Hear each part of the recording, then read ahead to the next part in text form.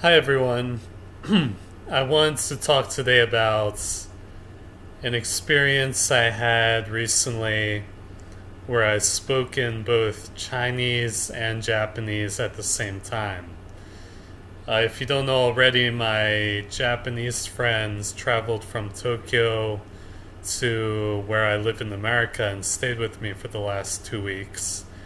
And his English is not very good. So I end up speaking Japanese with him the entire time that he's here. And the other thing is that my girlfriend who lives with me is Chinese. She speaks English all right, but it's not perfect. And I've begun to learn Chinese to communicate better with her. So I speak Chinese with her from time to time, a lot of the time actually, to communicate. So I had this experience over the last 2 weeks where both my Japanese friends and my Chinese girlfriend were here, and there were points where we would all go out together to some place like the supermarket, and I would have to speak to both of them at the same time in their respective languages. But before I get too much into that, I'll give you a little information on my levels in each of the languages. Japanese, I'm pretty good at. I lived in Japan for about 2 to 3 years, and on top of that, I studied Japanese a lot. I studied it very hard and very much, so I'm pretty good at speaking Japanese. Chinese, I've studied for the last year and a half, on and off. So my Chinese is not anywhere near as good as my Japanese, but I can still communicate basic needs and wants, and I can do small talk and talk to my girlfriend about various things that come up. So my Chinese is at a very beginner level and my Japanese is at an advanced level. So that's just to give you some information about the level I'm at in each of the two languages. So I have two anecdotes I want to share with you. The first anecdote is about the supermarket. My Japanese friends, my Chinese girlfriend, and we went to the local supermarket. I believe it was to buy some ingredients for a dinner that my girlfriend wanted to prepare for us. And my Japanese friend wanted to do some shopping of his own. So we all went together, and I spoke to my Japanese friend in Japanese, and I spoke to my Chinese girlfriend in Chinese, and I had to switch back and forth very quickly because I would talk to my Japanese friends, and then I would turn and talk immediately to my Chinese girlfriends in each of the respective languages. Now, I'm not used to doing that because usually I have English-speaking people around me and then maybe my Japanese friends. So I switch between English and Japanese a lot. Or I'm with my Chinese girlfriend and I switch between Chinese and English a lot. But it's very rare that I have the experience where I'm switching between Japanese and Chinese a lot. So what happened at the supermarket was I would talk to my Chinese girlfriend, and for example, in Chinese they use the word you a lot. Ni, they use the word you. So they say you want something, you want this, you want that. And in Japanese, you don't use the word for you very often. You end up using the person's name most of the time when you address someone, rather than saying you want this, you say the person's name wants this. And so I would speak to my Chinese girlfriend in Chinese, and I would say a sentence in Chinese like you want to pick that up or you want to get that, And then I would turn to my Japanese friend, and I felt the desire to speak in the same manner, the same structure of saying you want that, you want this. But in Japanese, the sentence structure is different and you don't use the word you.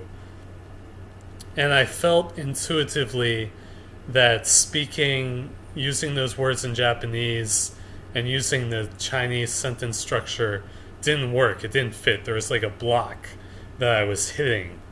And the words stopped in my mind. And I realized I had to switch gears and move from Chinese mode to Japanese mode and re-express what I wanted to say in the correct sentence structure.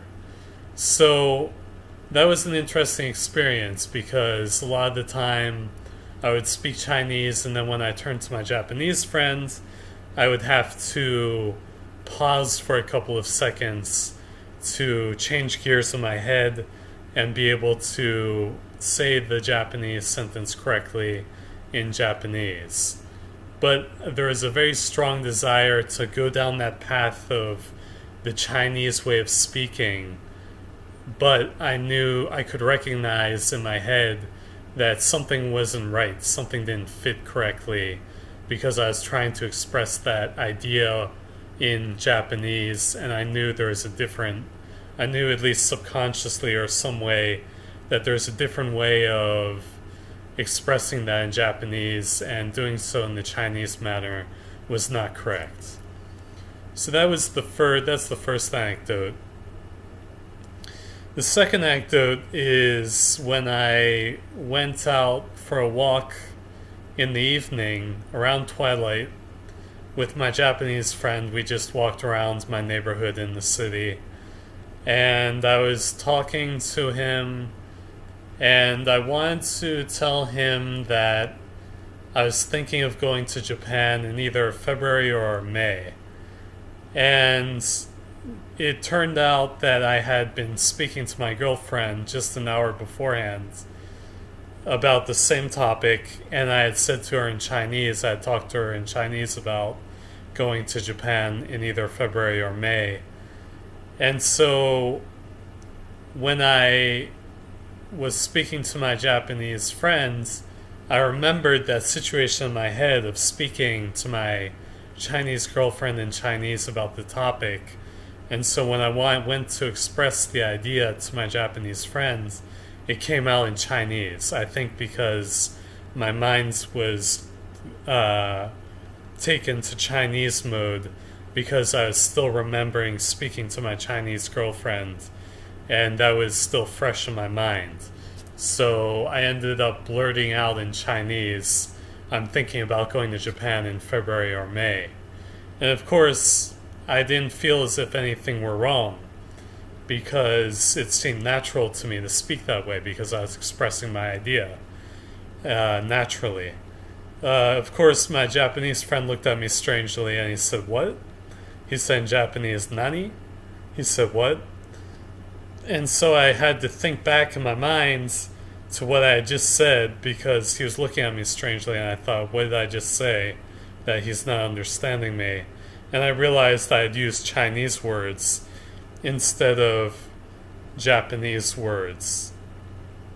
And so, of course, I immediately said the same sentence again in Japanese instead of Chinese, and he understood me, and everything was fine after that. I didn't make the mistake again. I fully moved myself to the Japanese mode, and I was able to express myself in Japanese without having to think about it too hard. But I found it humorous that I blurted out what I wanted to express in Chinese, because my mind was still in the state of being in that situation where I was talking to my Chinese girlfriend, and my mind was still back in that situation, in that memory, and so it felt most appropriate to express myself in Chinese rather than Japanese, even though my Japanese friend was right there walking next to me. I definitely remember having that memory come up to me and thinking about it and then blurting out in Chinese what I wanted to say. And I think it was definitely because I had that situation in my mind, fresh on my mind, that it felt natural to speak in Chinese rather than Japanese. So that's the second anecdote. Besides that, I didn't really have too much trouble speaking Chinese and Japanese at the same time. I got better at it as time went on.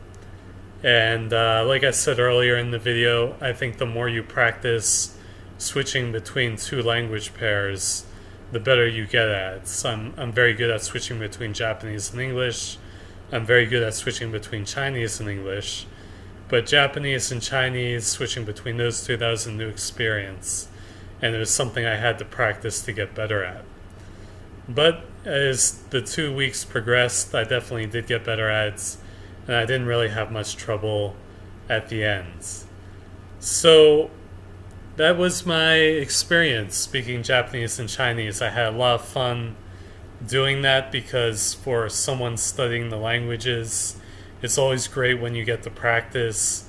And it's an amazing feeling when you get to speak two foreign languages at the same time to two different people. You just feel amazing.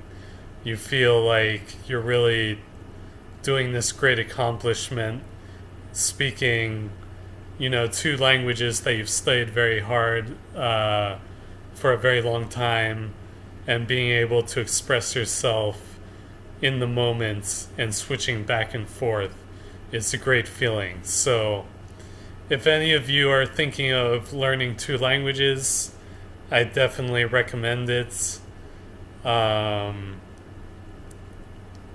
Japanese and Chinese are two very different languages. I would like to try speaking two languages that were very similar, like maybe Spanish and Portuguese, and trying to go back between them. I think that would be a bit more difficult, but I'm not sure. I'd have to try that out. In any case, if you enjoyed this video, or if you want to hear more about tips, tricks, techniques, or stories about learning foreign languages, be sure to subscribe to the channel. So that's all I got for today. Thank you very much for watching my video, and I'll catch you next time. Have a good day, and bye.